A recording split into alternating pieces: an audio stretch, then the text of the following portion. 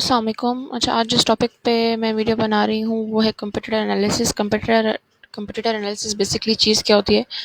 Competitor analysis ये चीज़ है कि जब भी हम प्राइवेट लेबल के लिए कोई भी प्रोडक्ट लॉन्च करना चाह रहे होते हैं, ठीक है, तो हम उसमें देखेंगे कि वो कौन से पॉइंट्स हैं कि जिससे हम अपनी प्रोडक्ट बेहतर बना सकते हैं। फॉर इंस्टेंस, जिस तरह मैंने कि प्रोडक्ट ओपन की हुई है, ठीक है, ये बेसिकली पिज़्ज़ा पील है। अब सिर्फ मैं तो ये चीज़ नहीं बेच रही, बहुत सारे लोग इस चीज़ को बेच रहे हैं, तो मेरी चीज़ कैसे जो है बाकियों से मुख्तलिफ होगी, ठीक है, ये वो बाकियों के कौन से नेगेटिव पॉइंट्स है जिसका मैं फ़ायदा उठा के अपनी एक बेहतर प्रोडक्ट लॉन्च कर सकती हूँ और उस पर मैं ज़्यादा से ज़्यादा मैक्सिमम सेल्स ले सकती हूँ और उसको जो है हम इजीली रैंक कर सकते हैं। ठीक है, तो कॉम्पिटिटर एनालिसिस में बेसिकली हम ये सारी चीज़ें देखेंगे। अब आप लोगों को जो मेरी स्क्रीन शो हो रही है, इसमें क्या है कि मैंने जो है एक कीवर्ड लिखा पिज़्ज़ा पील, उसके ऊपर जो है मैंने जीएस की एक्सटेंशन रन की है। इसमें यहाँ पे मैंने जो है revenue high to low sort कर लिया है।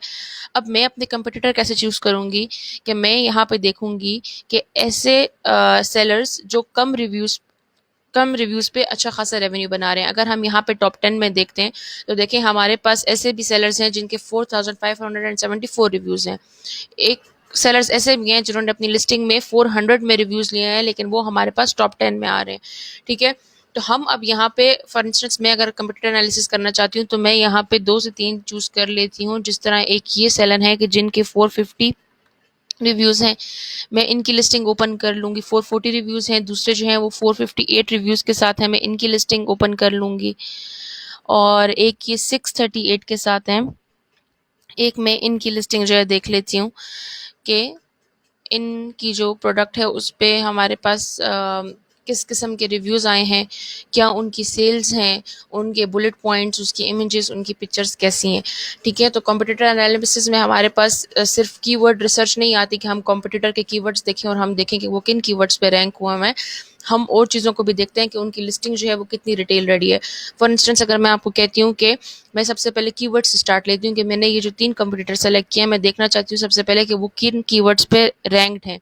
तो मैं इनका एसएन कॉपी करके और वो आप जो हो H10 में सेलेब्रो में डाल के वहाँ से आप चेक कर सकते हो। देखें, जिस तरह मैंने अब ये इस लिस्टिंग का एसएन कॉपी किया और इसको मैंने जो है वो सेरेब्रो में डाला। पेस्ट करती हूँ मैं इधर।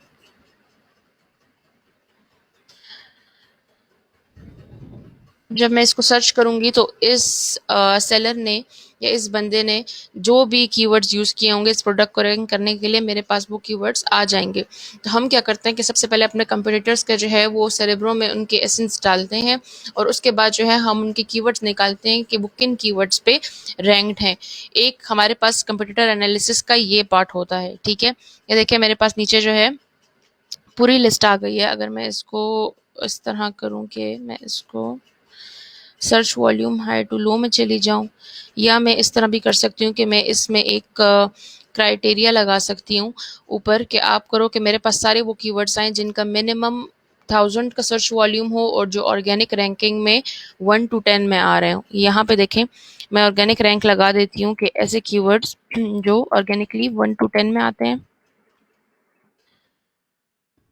और यहाँ पे मैं कर देती हूँ कि ऐसे कीवर्ड जिनका सर्च वॉल्यूम मिनिमम मेरे पास 1000 हो। ठीक है, तो मुझे इस सेलर के ऐसे कीवर्ड्स दें जो उन्होंने इस लिस्टिंग में यूज़ किए हैं और उनका सर्च वॉल्यूम मिनिमम 1000 है और ऑर्गेनिक रैंक वो 1 टू 10 में आते हैं। वर्ड काउंट आप इंक्रीज कर सकते हो 2 3 4 में, यहाँ पे भी इसको 2 छोड़ रही हूँ। ठीक है, मैच टाइप भी आप सेलेक्ट कर सकते हो कि ऑर्गेनिक हो, स्पॉन्सर्ड हो या अमेजॉन रिकमेंडेड हो। हम अभी इसमें कुछ सेलेक्ट नहीं कर रहे। यहाँ पे मैंने ये फिल्टर अप्लाई किया।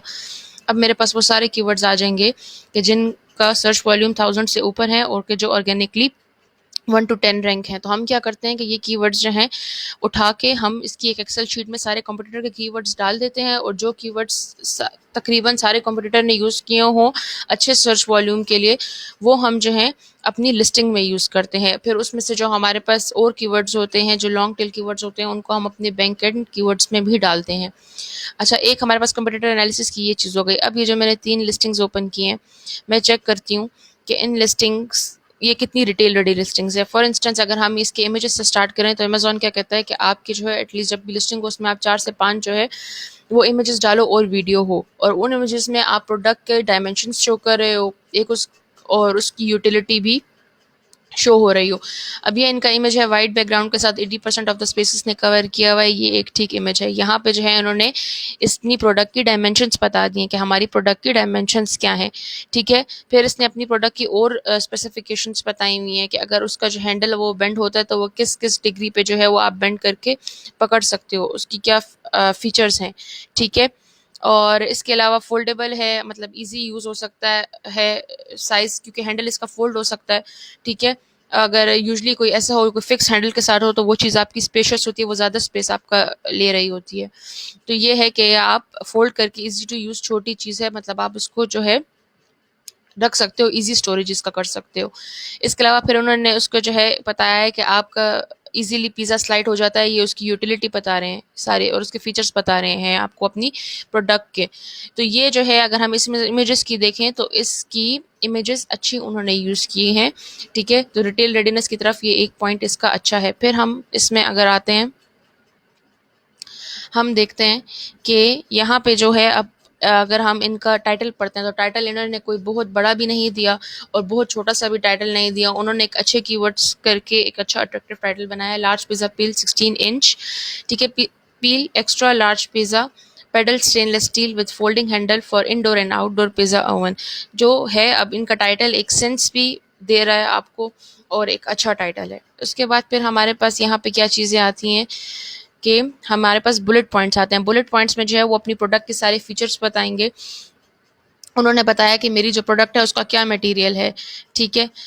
फिर उन्होंने फोल्डिंग हैंडल, उसकी एक और यूटिलिटी बताई कि ये आपका ज़्यादा स्पेस नहीं लेंगे, उसकी फंक्शनैलिटी डिफाइन की है। और इसके अलावा जो है उन्होंने अपनी सर्विस का बताया है कि ये जो है आपकी चीज़ ड्यूरेबल है। अब इसमें और पॉइंट्स क्या यूजुअली लोग ऐड करते हैं कि वो वारंटी का कहते हैं, अगर आपको डैमेज प्रोडक्ट हो तो हम आपको जो है उसका रिफंड देंगे। तो लिस्टिंग वाइज भी इन्होंने एक अच्छी बुलेट पॉइंट्स किए हैं और अपनी प्रोडक्ट से रिलेटेड सारे पॉइंट्स डिस्क्राइब किए हैं उन्होंने। फिर हम अगर नीचे डिस्क्रिप्शन की तरफ आते हैं प्रोडक्ट की, तो इनके पास जो है अब ए प्लस कॉन्टेंट है, यानी कि ये जो है ब्रांड रजिस्टर्ड है। इन्होंने ए प्लस कॉन्टेंट के थ्रू अपनी प्रोडक्ट को बताया। ए प्लस कॉन्टेंट बेसिकली क्या होता है कि आप इसमें, अगर कोई बंदा ब्रांड रजिस्टर्ड नहीं है तो वो नॉर्मल एक डिस्क्रिप्शन ऐड करता है पैरा की फॉर्म में, लेकिन जो ब्रांड रजिस्टर्ड होता है उनको अमेजोन ए प्लस कॉन्टेंट देता है। ए प्लस कॉन्टेंट में वो आपको डिफरेंट जो है मॉड्यूल्स देता है, जिसमें आप फॉर इंस्टेंस देखिए अभी इन्होंने ये जो एक इमेज लगाया है, ये इनका मेन इमेज है, इसके थ्रू इनकी लिस्टिंग मुझे ज़्यादा अट्रैक्टिव लग रही है। सही है, इन्होंने अपनी प्रोडक्ट डाली है, उसके साथ उन्होंने उसके नीचे फीचर्स डिफाइन किए हैं कि ये इतने इंच की है, ये लाइट वेट है। फिर उन्होंने दूसरा इमेज डाला जिसमें उन्होंने बताया कि जो हमारे पास इसका हैंडल बेंड होता है तो उसके आपको क्या फ़ायदा है, वो आपको अच्छी ग्रिप दे रहा है, ठीक है। तो ये डिफरेंट चीज़ें, ये डिफरेंट इमेजेस और उनके साथ छोटी छोटी उसकी डिस्क्रिप्शंस जो हैं वो उनकी लिस्टिंग को इफेक्टिव बना रही हैं। तो ये एक रिटेल रेडी लिस्टिंग है। अब ये वाले पॉइंट्स मैंने देख लिए कि यार ये बंदा जो सेल कर रहा है इसके इमेजेस भी अच्छे हैं, मुझे भी अपने इमेजेस इसी तरह के अच्छे रखने हैं। बुलेट पॉइंट्स मैंने उनके देख लिए हैं।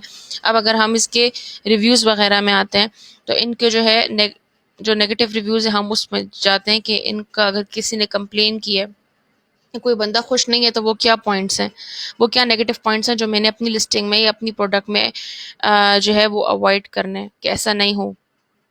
एक ये है पॉइंट जिसमें उन्होंने कहा the size is huge and the handle does fold but it did not perform as expected as with all new utensils I wash and dried it then I made a pizza using fresh pre packaged pizza dough from my market. As suggested, I covered the peel with all-purpose flour before putting down the pizza dough with toppings. Unfortunately, the pizza would not slide off the peel and would wound up a mess on my pizza stone. ठीक है, अब इसमें इनका क्या issue है कि वो कहते हैं कि जो फीचर्स में उन्होंने बताया था कि पिज़्ज़ा इजीली स्लाइड कर जाता है, तो वो वाली चीज़ नहीं है, वो उनका स्टिक हो गया है। ठीक है, अब इसमें मैं क्या जो मैं अपनी तरफ से कर सकती हूँ कि मैं इसमें एक ऐड ऑन करूँ, मैं इसमें एक वैल्यू एडिशन करूँ। क्या करूँ कि मैं इसके साथ जो है, जो हमारे पास पार्चमेंट पेपर या बटर पेपर होता है, अगर मैं वो उनको एक वैल्यू एडिशन के तौर पे दे दूँ, उसका बेसिक मकसद क्या होता है, इसीलिए होता है कि चीज़ आपकी उसके साथ चिपकती नहीं है। ठीक है, तो मैं अब ये कर सकती हूँ कि हाँ यार ये नेगेटिव पॉइंट है, अगर इसकी प्रोडक्ट ऐसी है और हमें कंप्लेन आ रही है कि नहीं वो जो है स्टिक हो जाता है, तो एक ये पॉइंट है कि मैं एक वैल्यू एड ऑन ऐसा दूंगी कि मैं पार्चमेंट पेपर या जो है इसके साथ बटर पेपर दूंगी ताकि वो उसके साथ स्टिक ना हो और इजीली स्लाइड हो जाए। फिर इन्होंने साइज़ का इशू किया हुआ है कि जो इन्होंने साइज़ बताया हुआ है वो वैसा साइज़ नहीं है, प्रोडक्ट सही नहीं है। इन्होंने 16 इंच का है तो वो कहते हैं 13 इंच पिज़्ज़ा भी इवन नहीं आता। तो ये देखिए अब डिफरेंट पॉइंट्स हैं, ये जो मैं आपको बताना चाह रही थी कि हम किस तरह जो है कंपटीटर एनालिसिस करते हैं। इसी तरह हम एक दूसरी लिस्टिंग पे आ जाते हैं। दूसरी लिस्टिंग हमें क्या शो कर रही है कि इन्होंने भी इमेज डाला हुआ है, अच्छा, और इन्होंने अपनी प्रोडक्ट की डायमेंशंस शो की हुई हैं, इधर उसके हैंडल के बारे में बताया हुआ है, और साथ उन्होंने ये कहा कि जो पीछे हैंडल है उसको आप एज एन रोलिंग पिन भी यूज़ कर सकते हो, ठीक है। और बस इतनी कोई ख़ास अट्रैक्टिव नहीं है इनकी इमेजेस, दूसरा इस पे वीडियोस नहीं है।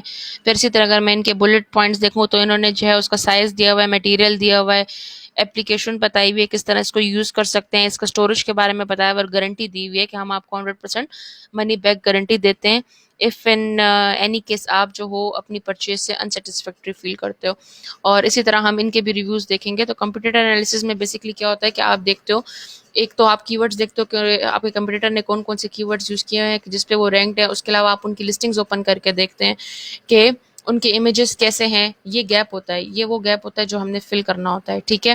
कि अगर इसने देखें, अब जो पीछे एक लिस्टिंग थी, एक की बहुत अच्छी थी, दूसरे की इतनी अट्रैक्टिव नहीं थी, तो हमने किन किन बातों का फ़ायदा उठाना है और हमारे पास जो है ये किस तरह की बुलेट पॉइंट्स हैं, कौन कौन से पॉइंट्स और हैं जो हम इसमें ऐड कर सकते हैं। और रिव्यूज़ कि जो हमें रिव्यूज़ मिले उसमें कस्टमर की जो जो कंप्लेंट्स हैं, हमने वो कोशिश करनी है कि हमारे कस्टमर को वो कंप्लेंट्स ना हो और हम उसके साथ कोई इस किस्म के वैल्यू एडिशन कर लें या उसके डिज़ाइन में इस तरह की चेंज कर लें कि जो आपके कस्टमर के लिए या बायर के लिए ईजी टू यूज़ हो।